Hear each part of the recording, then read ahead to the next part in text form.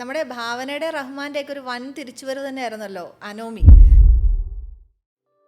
ശരിക്കും ഞങ്ങളും ഇത് കണ്ടു കഴിഞ്ഞപ്പോഴത്തേക്ക് ഞങ്ങൾക്ക് വല്ലാണ്ട് അങ്ങ് ടച്ചിങ് ആയി. കാരണം അവരുടെ തിരിച്ചുവരവിൻ്റെ അപ്പുറത്തേക്ക് തിരിച്ചുവരവ് വലിയൊരു കാര്യം തന്നെയാണ്. പക്ഷേ അതിൻ്റെ അപ്പുറത്തേക്ക് അതിൻ്റെ ഒരു വിഷ്വൽ ആ ട്രീറ്റ് ശരിക്കും ചെയ്തേക്കുന്നത് വളരെ ഭയങ്കര ഒരു ഇൻ്റർനാഷണൽ ക്വാളിറ്റി ഉണ്ട് അതിന്. ഇതിൻ്റെ ഒരു വിഷ്വലിനകത്ത് ശരിക്കും ആർട്ട് എന്തായാലും പ്രാധാന്യം ഉണ്ടാവുമല്ലോ. അപ്പോൾ എങ്ങനെയായിരുന്നു അതിൻ്റെ ഒരു എക്സ്പീരിയൻസും ആർട്ട് എത്രത്തോളം അതിനകത്തൊരു പ്രാധാന്യം വന്നിട്ടുണ്ട് ശരിക്കും? പടം തുടങ്ങുന്നതിന് ഒരു 10 ദിവസം മുമ്പാണ് ഞാൻ ഇതിനകത്ത് ജോയിൻ ചെയ്തത്. ഓൾറെഡി ലൊക്കേഷൻസ് എല്ലാം ഫിക്സ്ഡ് ആയിരുന്നു. നമ്മൾ സാധാരണ ചെയ്യുന്നൊരു പടമല്ല വേണ്ടതെന്നും അതൊരു ഹോളിവുഡ് ടച്ചുള്ളൊരു പടമാണ് നമ്മൾ മേക്ക് ചെയ്യാൻ പോകുന്നത്. നമ്മൾ അങ്ങനെയാണ് വേണ്ടതെന്ന് ഡയറക്ടർക്ക് വലിയ ഒരു താല്പര്യമുണ്ടായിരുന്നു.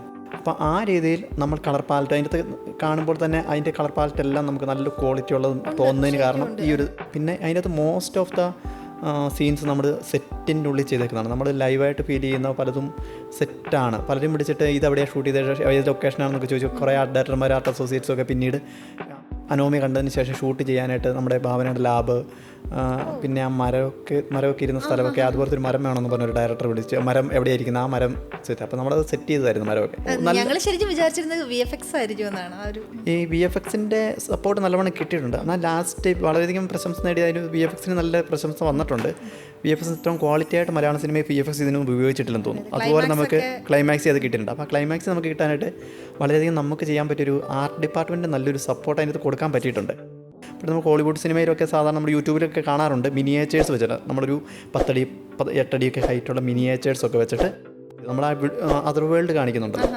അതർ വേൾഡ് എല്ലാം നമ്മൾ മിനിയേച്ചേഴ്സ് ക്രിയേറ്റ് ചെയ്താൽ VFX സപ്പോർട്ടാണ്. എന്ന് വെച്ചാൽ എൻലാർജ് ചെയ്തു. പിന്നെ ബാക്കി എലമെന്റ്സ് എല്ലാം അതിൻ്റെ താടി ചെയ്തിട്ടുണ്ട്.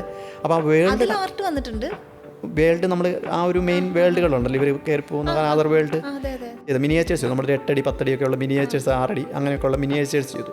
ഈ മിനിയേച്ചേഴ്സ് ലൈറ്റപ്പ് കറക്റ്റായിട്ട് ചെയ്യുമ്പോൾ നമുക്ക് പ്ലേസ് ചെയ്യാൻ എളുപ്പമാണ്. ആർട്ടിസ്റ്റിൻ്റെ ക്യാരക്ടേഴ്സിന് കിട്ടുന്ന അതേ ലൈറ്റ് ഇത് ചെയ്യാൻ പറ്റും. അത് VFX നല്ല ഗംഭീരമാക്കാൻ പറ്റിയിട്ടുണ്ട്. അതുപോലെ തന്നെ VFXൻ്റെ ഒരുപാട് സപ്പോർട്ടുണ്ട്. പലയിടത്തും നമുക്ക് VFX നല്ല ക്വാളിറ്റി ആയിട്ടാണ് വന്നേക്കുന്നത്. എന്നാൽ ആർട്ടിനെ അതിന് സപ്പോർട്ട് ചെയ്യാൻ പറ്റിയിട്ടുണ്ട്.